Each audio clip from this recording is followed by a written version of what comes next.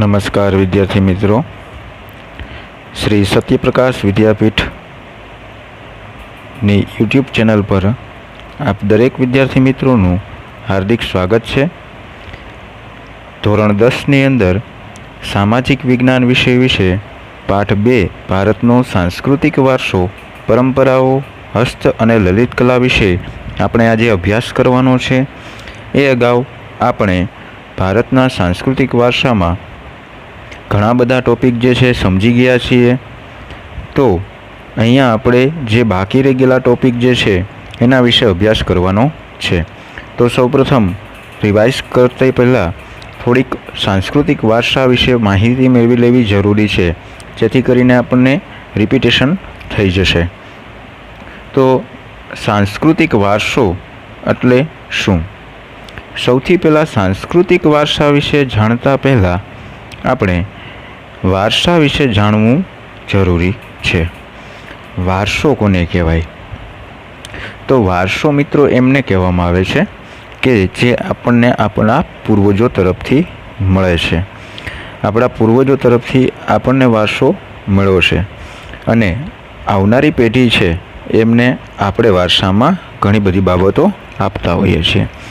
હવે રહી વાત સાંસ્કૃતિક વારસાની, તો સાંસ્કૃતિક વારસો જે છે એની બાબત વિશે ચર્ચા કરતાં પહેલાં આપણે ભૌતિક અને જૈવિક વારસા વિશે સમજ મેળવી લેવી જોઈએ. તો સૌથી પહેલાં આપણે વાત કરવી છે જૈવિક વારસાની. જૈવિક વારસો કોને કહેવાય? તો બાળકને જન્મ સાથે જ મા બાપના શારીરિક અને માનસિક લક્ષણો મળે, આપણે એને જૈવિક વારસો કહીએ છીએ. તો શારીરિક અને માનસિક લક્ષણો એટલે કેવા? તો કે ઘણા મા બાપને જે શરીરના અંગ પર કોઈ પણ નિશાન હોય કે પછી ખોડખાપણ હોય કે પછી માનસિકની વાત કરીએ તો માનસિક લક્ષણો જે છે એ એમની કામ કરવાની પદ્ધતિ, એમની બોલવાની રીત, આ એમના સંતાનોને અંદર પણ આપણે આવે છે. ઘણી વખત આપણે એમ કહેતા હોઈએ છીએ કે આ એમના પપ્પા જેવો જ છે. ઘણી વખત આપણે એમ પણ કહેતા હોઈએ છીએ કે આ એમના મમ્મી જેવો છે. શું કામ આવું કહીએ છીએ? કારણ કે એની પદ્ધતિ જે છે એ કામ કરવાની, એમના શારીરિક અંગ પરના જે માર્ક છે, એમના પિતાને જે હોય માર્ક એવા પ્રકારના, અથવા તો એની માતાના જે પ્રકારના માર્ક હોય એ પ્રકારના એમના શરીર પર આવતા હોય છે અને જોવા મળે છે. તો એ શારીરિક અને માનસિક લક્ષણ જોવા મળતા હોવાથી એને આપણે જૈવિક વારસો કહીએ છીએ. હવે અહીંયા વાત કરવાની છે આપણે ભૌતિક વારસાની. તો સૌથી પહેલાં ભૌતિક શબ્દ વિશે સમજ મેળવી લેવી જોઈએ. ભૌતિક વારસો એટલે કે આપણને જે કાંઈ પણ ભૌતિક સુખ સગવડ છે, બરાબર છે, તો એ ભૌતિક વારસો આપણને મળ્યો હોય એને ભૌતિક વારસો કહેવાય છે. તો જેમ કે વાત કરીએ કે કોઈના માતા પિતા જે છે એ મધ્યમ વર્ગના છે અને એમના સંતાનને વારસામાં ઘણી બધી જે કાંઈ પણ એમની પાસે મિલકત છે એ મિલકત બધી એમના સંતાનને મળે, તો એ એમને ભૌતિક વારસો મળેલો છે એવું કહી શકાય, બરાબર. તો ઘણાના માતા પિતા, ઘણાનું કુટુંબ પરિવાર જે છે એ ખૂબ સમૃદ્ધ હોય, તો એમને પણ વારસાની અંદરમાં ઘર, જમીન, જાગીર કે સ્થાવર જંગમ મિલકત જે છે મળતી હોય છે. તો એ જે છે ભૌતિક વારસો મળ્યો એવું કહેવાય. તો અહીંયા જોઈ શકીએ છીએ આપણે કે જૈવિક વારસો એટલે શું? તો કે બાળકને જન્મ સાથે મા બાપના શારીરિક અને માનસિક લક્ષણ જે મળે છે જેને આપણે જૈવિક વારસા તરીકે ઓળખીએ છીએ. અને ભૌતિક વારસો એટલે શું? તો કે ભાઈ જે સંતાનને એમના માતા પિતા તરફથી જે ઘર, જમીન કે સ્થાવર જંગમ મિલકત વારસામાં મળે તેને આપણે ભૌતિક વારસા તરીકે ઓળખીએ છીએ. હવે જેમ જેમ સમય પસાર થતો જાય, બાળક જે છે મોટું થતું જાય, માનવી પોતાની આવડત, બુદ્ધિ, શક્તિ, કલા, કૌશલ્ય દ્વારા જે કાંઈ પણ મેળવે અથવા તો સર્જન કરે તો એને આપણે સામાન્ય રીતે શું કહીએ? સાંસ્કૃતિક વારસો કહેવાય. તો અહીંયા આપણે એક ઉદાહરણ સમજીશું કે સાંસ્કૃતિક વારસો કોને કહેવાય. હવે પ્રાચીન સમયની અંદરમાં ઘણી બધી ચીજવસ્તુઓ બનાવવામાં આવતી હતી આપણે અત્યારના આ વર્તમાન સમયમાં આપણા ઘરની અંદરમાં ઘણી બધી ચીજવસ્તુઓ એનો ઉપયોગ કરીએ છીએ. ઉદાહરણ તરીકે પાણી ભરવા માટેનો ગોળો. તો પાણી ભરવા માટેનો ગોળો, વિચારો મિત્રો કે સૌપ્રથમ એ પાણી ભરવાનો માટીનો ગોળો કોણે બનાવ્યો હશે? તો કે કોઈ માનવીએ જ બનાવ્યો હશે. કઈ રીતે? તો કે એમની આવડત, એમની બુદ્ધિ, એમની શક્તિ, એમનું કલા કૌશલ્ય દ્વારા એમણે સર્જન કર્યું છે અને એ આપણને બધાને વારસામાં મળ્યું છે. એટલે એ જે વ્યક્તિએ બનાવ્યું છે એમણે બીજા વ્યક્તિને શીખવાડ્યું હશે અને બીજા વ્યક્તિએ એની પછીની આવનારી પેઢીના વ્યક્તિઓને શીખવાડ્યું હશે. એટલા માટે જ આપણે અત્યારે એ ચીજવસ્તુનો ઉપયોગ કરી શકીએ છીએ. તો એ જે છે આપણને સાંસ્કૃતિક વારસો કહેવાય કે આપણે સાંસ્કૃતિક વારસામાં બધું મેળવ્યું છે. હવે એક બીજું ઉદાહરણ સમજીએ આપણે. હમણાં વૈશ્વિક મહામારી ચાલી રહી છે. કોરોના જેવા વાયરસની જે કંઈ પણ સમસ્યાઓ વિશ્વ આખાને ભરડામાં લીધેલ છે. તો આ સમય દરમિયાન જેને પણ કોરોના વાયરસ થાય છે, બરાબર છે, તો એમને જો વાયરસ વધારે પડતો લાગ્યો હોય અને ફીવર, તાવ જે છે વધારે આવતો હોય અને શ્વાસ લેવામાં તકલીફ પડતી હોય તો એમને કૃત્રિમ શ્વાસ આપવામાં આવે છે અને કૃત્રિમ શ્વાસ આપવા માટે વેન્ટિલેટરનો ઉપયોગ થાય છે. તો આ વેન્ટિલેટર જે છે એ આપણે અત્યાર સુધી બહારના દેશોમાંથી ખરીદી કરતા હતા. મારા અંદાજ પ્રમાણે એક વેન્ટિલેટરની કિંમત છે 6 લાખ રૂપિયા જેવી થાય છે. તો અહીંયા ગુજરાતની અંદર વાત કરીએ તો રાજકોટ સ્થિત જ્યોતિ સીએનસી મશીનની જે કંપની આવેલી છે એના દ્વારા સૌપ્રથમ વેન્ટિલેટર તૈયાર કરવામાં આવ્યું. સૌપ્રથમ શરૂઆત થઈ. જોજો મિત્રો, અત્યારે હાલના જ સમયનું આ લેટેસ્ટ ઉદાહરણની વાત કરું છું. તો એ જે જ્યોતિ સીએનસી દ્વારા કૃત્રિમ શ્વાસ આપવા માટે થઈને જે કાંઈ પણ સંશોધન થયું, બરાબર છે, તો એની અંદર એમને ખર્ચ માત્ર 1 લાખ રૂપિયા લાગ્યો છે. એટલે એ વેન્ટિલેટર ખૂબ સસ્તી કિંમતે તૈયાર થયું અને એમને પોતાની આવડત, બુદ્ધિ, શક્તિ, કલા કૌશલ્ય દ્વારા આ સર્જન કર્યું. હવે આપણે બહારના દેશો પાસેથી વેન્ટિલેટર ખરીદવાની જરૂર પડશે નહીં. અને આ જે વેન્ટિલેટર તૈયાર થયું એમના પરીક્ષણ માટે સૌપ્રથમ એને દિલ્હી મોકલવામાં આવ્યું હતું. દિલ્હીમાં એ પરીક્ષણ થયું કે વેન્ટિલેટર જે છે બરાબર બન્યું છે કે નથી બન્યું. અને એ પરીક્ષણ બાદ એમને પરવાનગી આપવામાં આવી. પરવાનગી આપી અને અમદાવાદની અંદરમાં સૌપ્રથમ વખત એ વેન્ટિલેટરનો ઉપયોગ થયો. 5 કલાક સુધી એ વ્યક્તિને વેન્ટિલેટર ઉપર રાખવામાં આવ્યા. કૃત્રિમ શ્વાસ વ્યવસ્થિત રીતે મળ્યા છે. એ વેન્ટિલેટર સક્સેસફુલી બની ગયું છે. ત્યાર પછી જ એને પરવાનગી અપાઈ. તો સૌથી પહેલાં એ વ્યક્તિએ આ 100 વેન્ટિલેટર ગુજરાત સરકારને ફાળવવાનો નિર્ણય જે છે કર્યો હતો. તો એ પોતાની બુદ્ધિ, શક્તિ, કલા કૌશલ્ય દ્વારા એણે સર્જન કર્યું. તો એ સાંસ્કૃતિક વારસો કહેવાય. હવે આવનારી પેઢીને વેન્ટિલેટર જે છે એ કંપની બનાવે છે તો બીજી કોઈ પણ કંપની પણ જે છે એ સાહસ વૃત્તિથી આગળ આવી એ વેન્ટિલેટર પણ તૈયાર કરી શકશે, બરાબર છે. તો એ સાંસ્કૃતિક વારસામાં આવનારી પેઢીઓને મળતું રહેશે. એ જ રીતે સમાજ જીવનની અંદરમાં પૂર્વજો દ્વારા શરૂ થયેલી પરંપરાઓ, રૂઢિ, રીત રિવાજો અને એક વિશેષ પ્રકારની જીવનશૈલી પણ આપણે સાંસ્કૃતિક વારસા તરીકે ઓળખી શકીએ છીએ. આપણને ઘણી બધી પરંપરાઓ, આપણે રીતભાત જે છે, રીત રિવાજ છે, એ પ્રમાણે આપણે ચાલતા હોઈએ છીએ. આપણે બધા સંસ્કારો જે છે, એ રીત રિવાજ જે છે એ કોની પાસેથી શીખ્યા? તો કે આપણા પૂર્વજો પાસેથી. એટલે આપણા પૂર્વજો એટલે તો કે આપણા દાદા છે, આપણી દાદી છે, આપણા મમ્મી છે, આપણા પપ્પા છે, એમની પાસેથી આપણે શીખીએ છીએ, બરાબર. અને ત્યાર પછી આપણે આપણા જે કંઈ ઘરની અંદરમાં આવનારી પેઢીઓ છે એને પણ આપણે એ જીવનશૈલી, રીત રિવાજ, રૂઢિ, પરંપરા શીખવતા હોઈએ છીએ. તો એ સાંસ્કૃતિક વારસો એને પણ કહેવાય છે. તો અહીંયા મિત્રો આપણે 4 બાબત વિશે સમજ્યા. વારસાની અંદરમાં વાત કરી આપણે જૈવિક વારસાની અને ભૌતિક વારસાની, ત્યાર પછી સાંસ્કૃતિક વારસાની વાત કરી, બરાબર છે. એટલે આગળ આપણે જોઈએ તો આપણે બીજી બાબતો જેવી કે શિક્ષણ છે, ખેતી છે, વેપાર છે, રોજિંદા જીવન માટેના નીતિ નિયમો છે, ઉત્સવો છે, મનોરંજન છે, કલા કારીગરી, માન્યતાઓ, કૌશલ્યનો પણ સમાવેશ કરી શકાય, બરાબર છે. પણ આપણે અહીંયા આ પાઠની એક ખાલી રિવાઇઝ જે છે આપણે કર્યું છે ઓલરેડી. આ બધી જ બાબતો મેં તમને સમજાવી દીધી છે. આપણે અહીંયા પાઠમાં થોડુંક મોસ્ટ આઈએમપી વિશે સમજ મેળવી લેશું અને ત્યાર પછી આપણે આગળ વધીશું. તો સૌથી પહેલાં ભારતીય કસબીઓની કરામતની વાત કરીએ તો માટીકામ કલા આ સમજી ગયા છીએ આપણે. ત્યાર પછી વણાટ કલા આ પણ આપણે માહિતી મેળવી લીધેલી છે. હાથ વણાટની પણ માહિતી મેળવી લીધેલી છે. તો અહીંયા ભરત ગૂંથણ કલા, ચર્મ ઉદ્યોગ, હીરામોતી કામ, મીના કારીગરી આના વિશે પણ આપણે માહિતી મેળવી ચૂક્યા છીએ. જરીકામ આપણે જોયું હતું અગાઉ લેક્ચરની અંદરમાં કે સુરત જાણીતું છે જરીકામ બાબતે. ત્યાંના કુશળ કારીગરો જે છે એ જરીને કિનારી લગાડીને બેનમૂન કામ કરી આપતા હોય છે. એની સિવાય આગળ વાત કરીએ તો ધાતુકામ છે, કાષ્ઠકલા છે.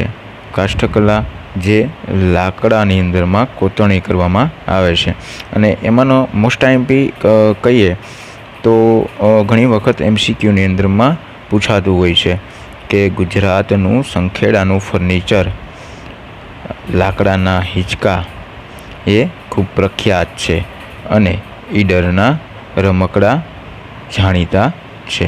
આ ક્વેશ્ચનમાં પૂછાય છે. બરાબર છે. તો આપણે ખાસ યાદ રાખવું જોઈએ. અને સૌથી 2 માર્કનો મોસ્ટ આઈએમપી ક્વેશ્ચન જે છે એ વણાટ કલા પણ આઈએમપી છે. ઘણી વખત પૂછાતો હોય છે બોર્ડની એક્ઝામની અંદરમાં.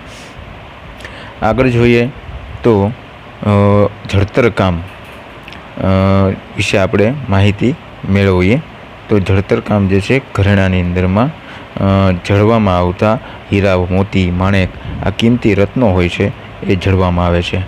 હાર છે ગળામાં પહેરવાનો, બાજુબંધ છે જે બાજુ પર બાંધવાના હોય છે, કડા છે, મુગટ છે, દામણી માથા પર બાંધવાની હોય છે, વીંટી હાથ પર પહેરવાની હોય છે જે આંગળીની અંદરમાં આપણે પહેરીએ છીએ હાથની અંદર, નથણી જે છે, કાપ છે વગેરે એના પર જડતર કામ કરવામાં આવે છે. અમે તમને માહિતી જે છે આગળના લેક્ચરની અંદરમાં આપી દીધેલી છે. અકીક કામ જે છે એ અકીકના પથ્થર જે ચળકતા હોય છે તે પણ ઘરેણા ઉપર જડવામાં આવે છે. આપણે ધોરણ 8ની અંદરમાં પણ ભણ્યા છીએ, 6થા ધોરણની અંદરમાં પણ ભણ્યા છે. ત્યારે માત્ર આપણે અકીકના પથ્થર વિશે ભણ્યા હતા. હવે અહીંયા અકીક કામ વિશે ભણવાનું હતું. તો અગાઉના લેક્ચરની અંદરમાં આપણે માહિતી મેળવી લીધેલી છે. બરાબર છે. ચિત્રકલા એના વિશે પણ માહિતી મેળવી લીધેલી છે કે અજંટા ઇલોરાના ચિત્રો ભારતીય ચિત્રકલાના અજોડ નમૂના છે. જે 5000 વર્ષ જૂની હડપ્પીયન સંસ્કૃતિ અવશેષોમાંથી ભારતીય ચિત્રકલાના પુરાવાઓ મળ્યા છે. અને ચિત્રકલાનું સ્થાન જે છે એ વિવિધ કલાની અંદરમાં અગ્રીમ સ્થાન છે. આના વિશે માહિતી મેળવી લીધી છે. અહીંયા આપણે વાત કરવાની છે ભારતની લલિત કલા. ભારતની લલિત કલા ગાયન, વાદન, નર્તન. ગાયન એટલે ગાવું, દરેક વિદ્યાર્થી મિત્રો જાણે છે. વાદન એટલે કે વગાડવું અને નર્તન એટલે નૃત્ય કરવું. તો વિવિધ પાત્રોની વેશભૂષા ધારણ કરીને કોઈ કથા કે પ્રસંગ ભજવવો. ઘણા બધા પાત્રો જુદા જુદા હોય છે. જેમ કે રામાયણનો કોઈક નાનો એવો અંશ, રામાયણનો કોઈ ભાગ આપણે ભજવવો હોય તો રામનું પાત્ર ભજવવાનું ચલો આવ્યું છે તો ભગવાન શ્રી રામનું પાત્ર વનવાસ સમય દરમિયાનમાં એટલો જ અંશ એનો ભજવવાનો છે.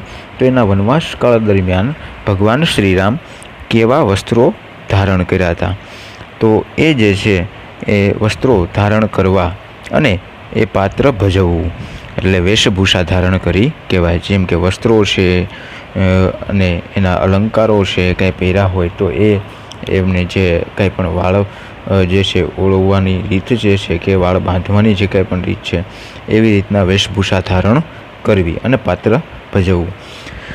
દર બીજા વર્ષે આપણે અહીંયા એન્યુઅલ ફંક્શન શાળાની અંદર ઉજવવામાં આવે છે. તો આપણે ઘણી બધી કૃતિઓ રજૂ કરતા હોઈએ છીએ. જુદી જુદી કૃતિ જે પ્રમાણે રજૂ કરતા હોય, જે પ્રમાણે પાત્ર આપણને મળ્યું છે, જે કિરદાર આપણે ભજવવાનો છે, અને લોકોની અંદર એક પોઝિટિવ સંદેશ આપણે સ્પ્રેડ કરતા હોઈએ છીએ અને લોકો એમાંથી સંસ્કાર જે છે મેળવે, બરાબર છે, કે કંઈક શીખે, કંઈક માહિતી મેળવે, લોકો કંઈક સમજતા થાય. તો જે પ્રમાણનું આપણને પાત્ર મળ્યું છે એ પ્રમાણે આપણે વેશભૂષા ધારણ કરતા હોઈએ છીએ અને આપણે બહારથી કોસ્ચ્યુમ મંગાવીને પણ એ પ્રસંગ ભજવતા હોઈએ છીએ.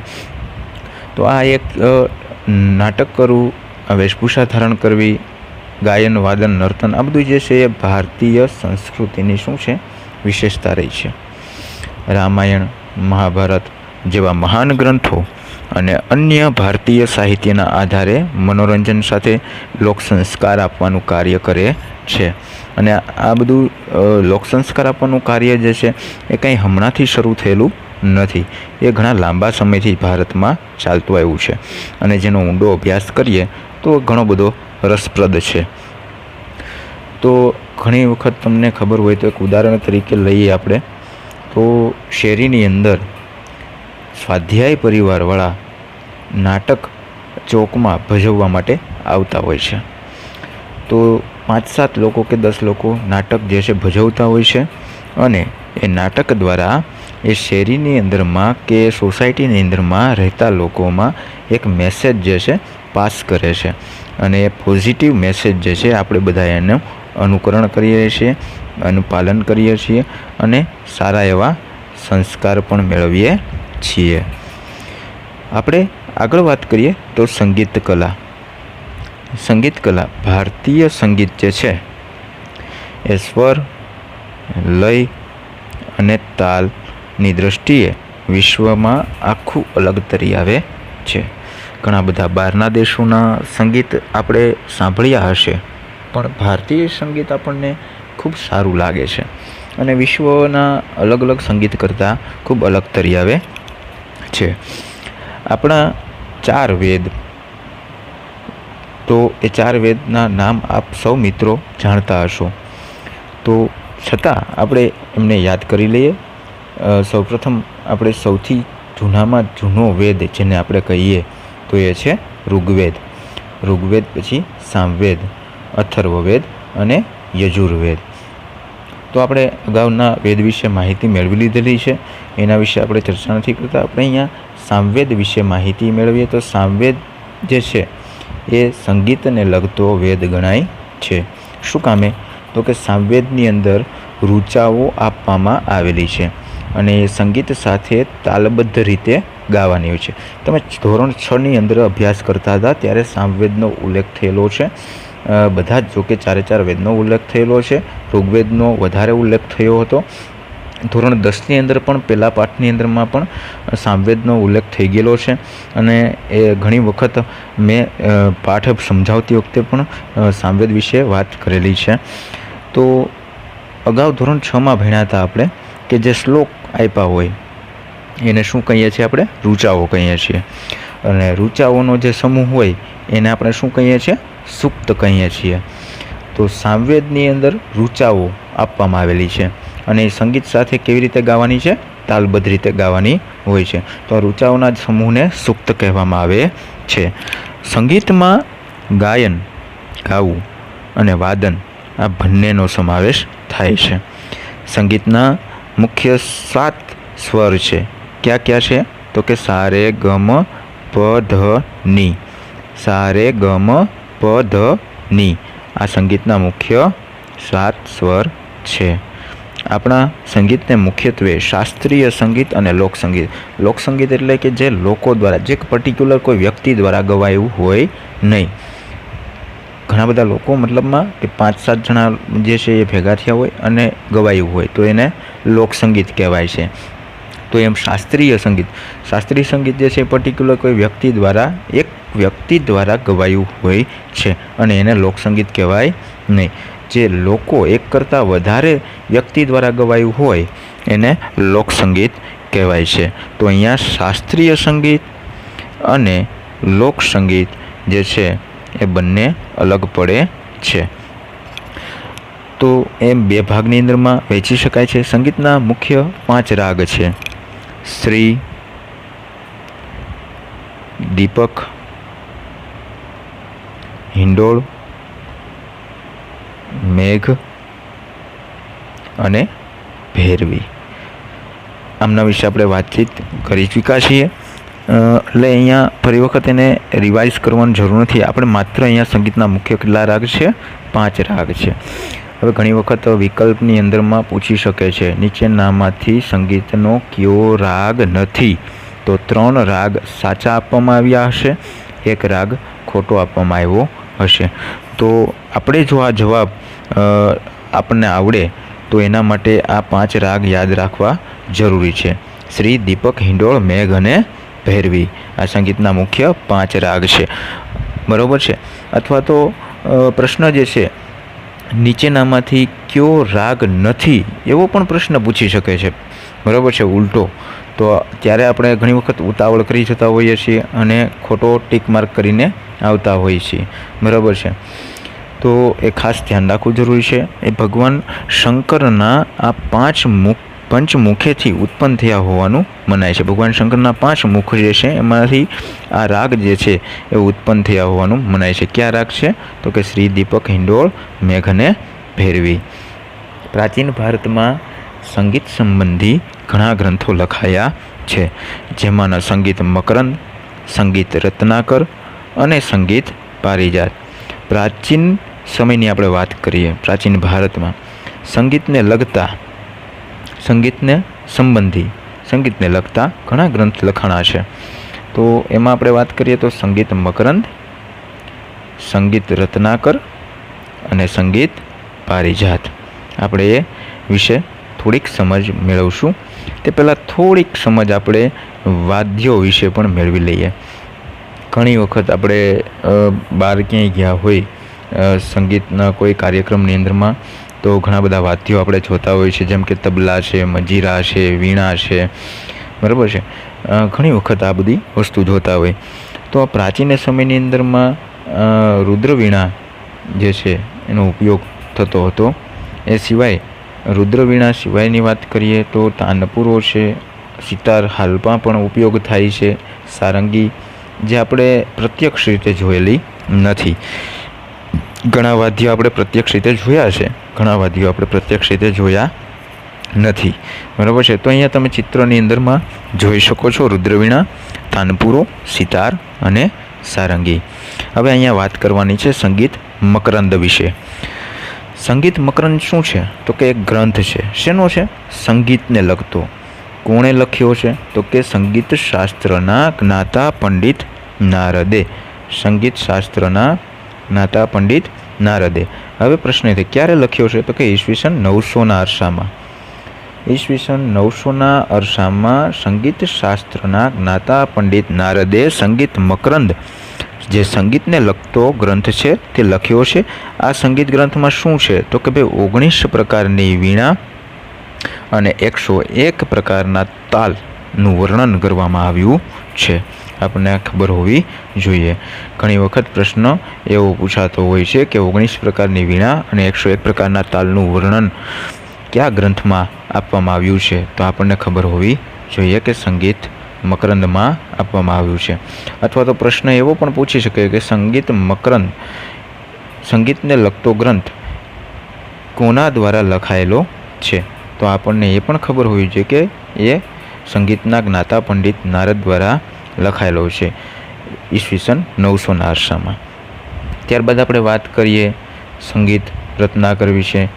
તો સંગીત રત્નાકર જે છે એ સંગીત શાસ્ત્રના તજજ્ઞ પંડિત સારંગદેવ એના દ્વારા આ ગ્રંથની રચના કરવામાં આવેલી છે.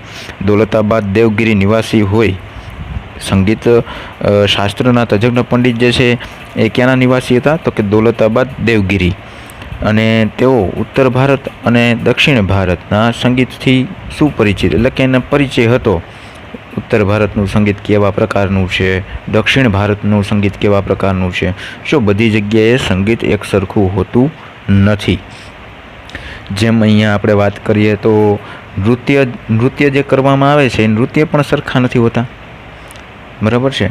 તમે જોઈ શકો છો મણિપુરી નૃત્ય, કથકલી, ભરતનાટ્યમ, તો ગુજરાતનું આપણું પ્રખ્યાત વાત કરીએ તો ગરબા જે છે પ્રચલિત છે, એનું જે પ્રકારનું સંગીત પણ જે છે એ પણ અલગ અલગ છે, બરાબર છે. તો અહીંયા ઉત્તર ભારત અને દક્ષિણ ભારતના સંગીતથી સુપરિચિત હતા. કોણ પરિચિત હતું? તો કે ભાઈ પંડિત સારંગ દેવ. હવે આ જે સંગીત રત્નાકર ગ્રંથ સંગીત શાસ્ત્રના તજજ્ઞ પંડિત સારંગ દેવે લખ્યો, અને પંડિત વિષ્ણુ નારાયણ ભાતખંડ જે છે એમણે આ સંગીત રત્નાકર ગ્રંથને ભારતીય સંગીતનો સૌથી વધુ પ્રમાણભૂત ગ્રંથ ગણાવ્યો છે. સૌથી વધુ પ્રમાણભૂત ગ્રંથ ગણાવ્યો છે, બરાબર છે. તો સંગીતના અંગ સમજવા માટે આ ગ્રંથ છે ને એ બેજોડ છે. બેજોડ એટલે શબ્દનો અર્થ શું થાય? તો કે ભાઈ આની એવી બીજી કોઈ જોડ મળે નહીં, કે આવો કોઈ ગ્રંથ તમે શોધવા જાઓ તો તમને આવો ગ્રંથ ના મળે, બરાબર છે. એટલે બેજોડ કહેવામાં આવ્યો છે.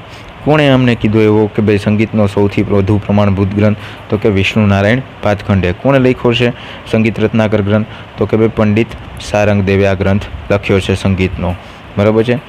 સંગીત રત્નાકર પંડિત સારંગ દેવે લખેલો છે, અને પંડિત વિષ્ણુ નારાયણ ભાતખંડે સંગીત રત્નાકરને ભારતીય સંગીતનો સૌથી વધુ પ્રમાણભૂત ગ્રંથ. હવે અહીંયા શબ્દ આવ્યો છે પ્રમાણભૂત, બરાબર છે. આ નાનકડું આપણે ઉદાહરણ લઈ લઈએ. પ્રમાણભૂત કોને કહેવાય? ઓથેન્ટિક ઇંગ્લિશની અંદરમાં આપણે કહીએ ને, તો કે ભાઈ આપણી ટેક્સ્ટ બુક છે, 10મા ધોરણની પરીક્ષા તમે બધાએ આપશો એટલે ઘણી બધી બુક આવતી હોય છે. અપેક્ષિત છે, દર્પણ છે, મોડર્ન છે, ઘણા બધા પેપર સોલ્યુશન પણ તમે કરતા હશો જેની અંદરમાં નવનીત પણ છે, બરાબર છે. ઘણા બધા પ્રશ્નોના જવાબ એમની અંદરમાં આપવામાં આવેલા હોય છે. તો આ પ્રશ્નોના જવાબ આવ્યા ક્યાંથી આવ્યા? તો કે ભાઈ આ જે ટેક્સ્ટ બુક જે છે ગુજરાત ગવર્મેન્ટે બનાવેલી છે, બરાબર છે, એમાંથી આ બધા જવાબ એમણે લીધેલા છે. તો મારી સમજ પ્રમાણે જો બોર્ડની એક્ઝામ આપણે આપવી હોય તો આ થિયરિકલ સબ્જેક્ટ છે, માટે આનો વાંચવા સિવાય કોઈ રસ્તો, કોઈ વિકલ્પ નથી બીજો, બરાબર છે. તો સામાજિક વિજ્ઞાન વિષયની ટેક્સ્ટ બુક જે છે એ સૌથી પ્રમાણભૂત કહી શકાય, બરાબર છે. કારણ કે મોડર્ન છે, નવનીત છે, દર્પણ છે, અપેક્ષિત છે, આ બધું બન્યું છે એમાંથી ટેક્સ્ટ બુકમાંથી જ, બરાબર. તો આપણે ઉત્તમ છે કે ભાઈ ટેક્સ્ટ બુક જ વાંચવી જોઈએ, અને ટેક્સ્ટ બુક વાંચેલી હશે તો આપણને પ્રશ્નોના જવાબ સરળતાથી આવડી જશે, બરાબર છે. તો સૌથી પ્રમાણભૂત ગ્રંથ આપણા માટે બોર્ડની એક્ઝામ ક્લિયર કરવા માટે આપણી ટેક્સ્ટ બુકો છે, બરાબર છે. એ આપણે ક્લિયર કરી લેવી જોઈએ. અને થિયરિકલ સબ્જેક્ટ છે એટલા માટે આ ટેક્સ્ટ બુક આપણે કમસે કમ 3 થી 4 વખત, ઓછામાં ઓછી વાત કરું છું, અને વધુમાં વધુ 5 થી 6 વખત પૂરી કરી લેવી જોઈએ, મતલબ વાંચવી જોઈએ, બરાબર છે. તો એ આપણા માટે બેસ્ટ રહેશે. ત્યારબાદ આપણે વાત કરીએ સંગીત પારિજાત વિશે. સંગીત પારિજાત જે છે પંડિત અહોબલે ઈસવીસન 1665માં ઉત્તર હિન્દુસ્તાની સંગીત પદ્ધતિ માટે ખૂબ જ મહત્ત્વના ગ્રંથની રચના કરી. ક્યાંના? તો કે ભાઈ ઉત્તર હિન્દુસ્તાનની સંગીત પદ્ધતિ માટે. કોણે રચના કરી છે સંગીત પારિજાતની? પંડિત અહોબલે, બરાબર છે. તેમણે દરેક રાગ છે ને, આપણે કોઈ પણ સંગીત, કોઈ ગીત જે છે ગાતા હોઈએ છીએ, અને બીજું કોઈ એવું પણ ગીત લઈ લો, બરાબર છે, પણ એનો રાગ અલગ હોય, તો દરેક રાગ આપણે સંગીતની અંદરમાં જ્યારે આપણે રસ ન હોય, આપણે સંગીતને પારખતા નથી, તો આપણે બધા રાગ જે છે કેવા લાગતા હોય છે? સરખા લાગતા હોય છે. તો ખરેખર એવું હોતું નથી. ઘણી વખત દરેક રાગ અન્ય રાગથી અલગ પણ હોય છે. તો અહીંયા સંગીત પારિજાતની અંદરમાં પંડિત અહોબલે જે ગ્રંથ લખ્યો છે સંગીતનો, એ ઉત્તર હિન્દુસ્તાની સંગીત પદ્ધતિ ઉપર લખ્યો છે, અને દરેક રાગ જે છે અન્ય રાગથી અલગ હોવાનું તેમજ તેનું સ્વતંત્ર અસ્તિત્વ અને વિશેષતા હોવાનું આ ગ્રંથમાં સમજાવ્યું છે, બરાબર છે. અને આ ગ્રંથની અંદરમાં એમણે 29 પ્રકારના સ્વર ગણાવ્યા છે, બરાબર છે. જો અહીંયા સ્વરની વાત કરવામાં આવી છે, એમ અગાઉના ગ્રંથની અંદરમાં આપણે જોયું 19 પ્રકારની વીણાની વાત કરવામાં આવી હતી, અને 101 પ્રકારના તાલની વાત કરવામાં આવી હતી. તો આપણને ખ્યાલ હોવો જરૂરી છે. 29 પ્રકારના સ્વર ગણાવ્યા છે. કયા ગ્રંથમાં? સંગીત પારિજાતમાં. કોણે લખ્યો છે? પંડિત અહોબલે લખેલો છે. ક્યારે લખ્યો છે કે 1665માં, અને ઉત્તર હિન્દુસ્તાનની સંગીત પદ્ધતિ પર લખાયેલો છે. અલાઉદ્દીન ખલજી જ્યારે સલ્તનત યુગ હતો, બરાબર છે, મુઘલ વંશ તો ત્યારબાદ આવેલો છે. તો અલાઉદ્દીન ખલજીના સમયમાં અમીર ખુશરો થઈ ગયા. અમીર ખુશરો જે છે એ શાયરી અને સંગીતના પ્રદાનને લીધે ભારતમાં તૃતીય હિન્દ તરીકે વિખ્યાત છે. આપણને ખબર હોવી જરૂરી છે. વિકલ્પની અંદરમાં પ્રશ્ન પૂછાય છે કે ખાલી જગ્યામાં પૂછાઈ શકે, 1 માર્કનો પ્રશ્ન ટૂંકમાં પૂછાઈ શકે છે. અમીર ખુશરો જે છે એ ભારતમાં સંગીતના પ્રદાનને લીધે તૃતીય હિન્દ તરીકે વિખ્યાત થયા હતા. એક બાબત એ પણ કહી દઉં કે અમીર ખુશરો જે છે એ એમની ઉંમર માત્ર 7 વર્ષની હતી ત્યારથી જ એ શાયરી અને સંગીત પ્રત્યે એમનું પ્રદાન જે છે રહેલું છે. કાવ્યો પણ લખેલા છે અને ઘણી જુદી જુદી ભાષાઓની અંદરમાં એણે પોતાનું પ્રદાન આપેલું છે. આપણે 7 વર્ષની ઉંમર દરમિયાન આપણને એવી પણ ખબર પડતી નથી હોતી, બરાબર છે. આપણે ઘણી બાબતો જે છે એ આપણે સમજમાં લેતા નથી, બરાબર છે. પણ અમીર ખુશરોએ માત્ર 7 વર્ષની ઉંમરમાં જ આ બધું શરૂઆત કરી દીધી હતી. ભારતમાં 15મી અને 16મી સદીમાં ભક્તિ આંદોલનો થયા. તમે ધોરણ 8માં ભણી ગયા છો, બરાબર છે. ભક્તિ આંદોલન વિશે પાઠ આવતો તો ઈશ્વર સાથે અનુરાગ, યાદ હોય તો, બરાબર છે. ભક્તિ આંદોલન સમયના સુરદાસ છે, કબીર છે, તુલસીદાસ છે, ચૈતન્ય મહાપ્રભુ છે, મીરાબાઈ છે, નરસિંહ મહેતા છે. આ બધા લોકોએ ભક્તિ આંદોલનો છેડ્યા હતા, બરાબર છે. અને ઘણું બધું પોતાનું પ્રદાન કર્યું છે. પોતાના ભજનો આપ્યા છે, કીર્તનો આપ્યા છે, અને ભારતની અંદર એક ભક્તિમય વાતાવરણ આખું ઊભું કરી દીધું હતું. 15મી સદીમાં સ્વામી હરિદાસના શિષ્ય થઈ ગયા બૈજુ બાવરા અને તાનસેન. જેમ એ જ સમયમાં આપણા ગુજરાતની સંગીત બેલડી કન્યાઓ પણ થઈ ગઈ. એટલે કે કોણ? તો કે ભાઈ તાના અને રીરી, બરાબર છે. તાના અને રીરી કોણ હતા? તો કે નરસિંહ મહેતાની પૌત્રી હતી, બરાબર. તો તાના અને રીરી એનું સમાધિ સ્થળ વડનગરની અંદર આવેલ છે. આપણે અગાઉ રાગ વિશે જોયું હતું કે દીપક રાગ જે છે ગાવાથી શરીરમાં અગ્નિ જ્વાળાઓ ઉપડે, અને મલ્હાર રાગ ગાવાથી જ એ અગ્નિ જ્વાળાઓ જે છે શમી શકે છે. તો આ 2 બહેનો જે છે એમને મલ્હાર રાગ આવડતો હતો, બરાબર. તો એ તાના અને રીરી એ વડનગર, આપણા હાલના વડાપ્રધાન ભારત દેશના શ્રી નરેન્દ્રભાઈ મોદી એમનું જન્મસ્થળ પણ વડનગર છે. કીર્તિ તોરણ પણ વડનગરમાં આવેલું છે. તાના અને રીરીનું સમાધિ સ્થળ પણ વડનગરમાં આવેલું છે. આ આપણે ખબર હોવી જોઈએ. જનરલ નોલેજના પણ ક્વેશ્ચન છે, અને તમને બોર્ડની એક્ઝામમાં પણ કોઈ પણ પ્રશ્ન પૂછાય તો તમને ખ્યાલ રહેશે, બરાબર છે. ત્યાર પછી આપણે નૃત્ય કલા વિશે સમજ મેળવવાની છે. તો નૃત્ય કલા વિશે આપણે સમજ મેળવીએ તો નૃત્ય શબ્દની વ્યુત્પત્તિ એટલે ઉત્પન્ન. નૃત્ય શબ્દ ઉત્પન્ન ક્યાંથી થયો, ક્યારથી આવ્યો? તો એનો મૂળ સંસ્કૃત શબ્દ શું છે? નૃત્ય. નૃત્ય એટલે શું કરવું? તો કે નૃત્ય કરવું. નૃત્ય એટલે નૃત્ય જે છે કરવું. ઉપરથી થઈ આ બધું જે છે નૃત્ય કરવું એ ઉપરથી થઈ છે એની જે વ્યુત્પત્તિ. અને નૃત્ય તાલ અને લય સાથે સૌંદર્યની અનુભૂતિ કરાવે છે. શેની સાથે આપણે નૃત્ય કરવાનું હોય? તો કે તાલ અને લય સાથે. જે પ્રકારનું ગાયન થતું હોય, જે પ્રકારનો તાલ આવતો હોય, જે વાજિંત્રો વાગતા હોય, એ પ્રકારે નૃત્ય કરવાનું હોય છે. ગરબા રમ્યા છીએ તો સ્ટેપ બાય સ્ટેપ રમતા હોઈએ છીએ, બરાબર છે. તો તાલ અને લય સાથે રમતા હોય છે. એટલે શું થાય? આપણે ગરબા ખૂબ આપણે સૌંદર્યની અનુભૂતિ કરાવે કે કેવા સરસ મજાના ગરબા ગુજરાતની અંદરમાં રમવામાં આવે છે.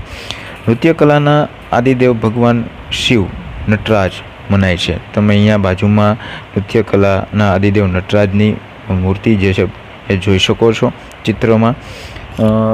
નટરાજ શિવે છે ને પૃથ્વીવાસીઓને નૃત્ય કલા શીખવા માટે સ્વર્ગમાંથી પૃથ્વી પર આ કલા સર્વપ્રથમ લાવ્યા હોવાનું માન્યતા છે. જો આ પ્રશ્ન ઘણી વખત પૂછાઈ શકે છે, ભાઈ યાદ રાખજો. સ્વર્ગમાંથી પૃથ્વી પર નૃત્ય કલા પ્રથમ લાવનાર કોણ? તો કે ભાઈ નટરાજ શિવ પૃથ્વીવાસીઓને નૃત્ય કલા જે છે શીખવા સ્વર્ગમાંથી પૃથ્વી પર આ કલા સર્વપ્રથમ લાવ્યા હોવાનું માન્યતા છે. ભારતીય શાસ્ત્રીય નૃત્યમાં વાત કરીએ, શાસ્ત્રીય નૃત્ય જો બરાબર છે. તો કે ભાઈ કયા શાસ્ત્રીય નૃત્ય છે? ભરતનાટ્યમ છે, કુચીપુડી છે, કથક છે, કથકલી છે અને ઓડિસી અને મણિપુરી આ મુખ્ય પ્રકારો છે. ધોરણ 9ની અંદરમાં આના વિશે આપણે અભ્યાસ કર્યો હતો લાસ્ટ યુનિટની અંદર. બરાબર છે. તો અહીંયા આપણે આજે જે કાંઈ પણ માહિતી મેળવી છે, ભારતની લલિત કલા વિશે માહિતી મેળવી છે, સંગીત કલા વિશે માહિતી મેળવી છે. જો 2 માર્કની અંદરમાં પ્રશ્ન તમને કેવા પૂછી શકે આ જે ટોપિકની અંદરમાંથી, તો કે સંગીત મકરંદ વિશે માહિતી આપો, તો 4 લાઈન જેટલો પ્રશ્નનો જવાબ લખવો જરૂર છે. સંગીત રત્નાકર વિશે માહિતી આપો, તો એ 2 માર્કની અંદરમાં પ્રશ્ન પૂછાઈ શકે છે. અને સંગીત પારિજાત વિશે માહિતી આપો. હવે 4 માર્કનો પ્રશ્ન જો પૂછાય તો એમાં શું કરવું? તો કે સંગીત કલા વિશે વિસ્તૃત માહિતી આપો.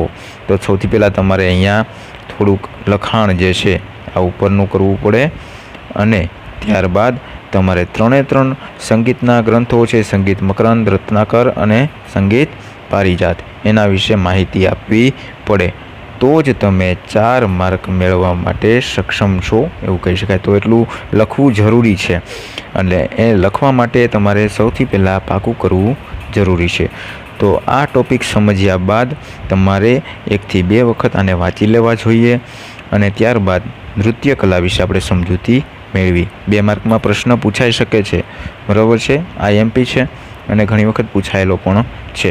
ઘણી વખત પ્રશ્નો જે છે એ સીધા આપતા હોતા નથી. બરાબર છે. તાલ અને લય સાથે સૌંદર્યની અનુભૂતિ કરાવે તે વિશે તમે માહિતી આપો. એટલે આપણને ખબર હોવી જોઈએ કે નૃત્ય કલા જ આવે. બરાબર છે. તો આપણને ખ્યાલ હોવો જોઈએ. તો આજે આપણા આ લેક્ચરની અંદર આટલા જ ટોપિકો ભણવાના છે. આશા રાખું છું તમે બધા ટોપિકની અંદરના શબ્દો તેમજ મારી આપેલી સમજૂતી ક્લિયર રીતે સમજી ચૂક્યા છો. એ સિવાય પણ જો તમને કોઈ પ્રશ્ન એવો જણાય તો આપ કમેન્ટની અંદરમાં લખી શકો છો અને જણાવી શકશો. આગળનો ટોપિક જે છે ભરતનાટ્યમ, કુચીપુડી નૃત્યશૈલી, આ બધું જે છે એ નેક્સ્ટ લેક્ચરની અંદરમાં આપણે અભ્યાસ કરીશું. આજે બસ આટલું જ અભ્યાસમાં લેવાનું છે. મારી આપ સૌને નમ્ર અપીલ છે કે આપ આ વિડીયો જોયા બાદ 2 વખત આટલા ટોપિકનું વાંચન કરી લેજો. બરાબર, જેથી કરીને આપણને સરળતાથી સમજાઈ જશે. બરાબર. જય હિન્દ, જય ભારત.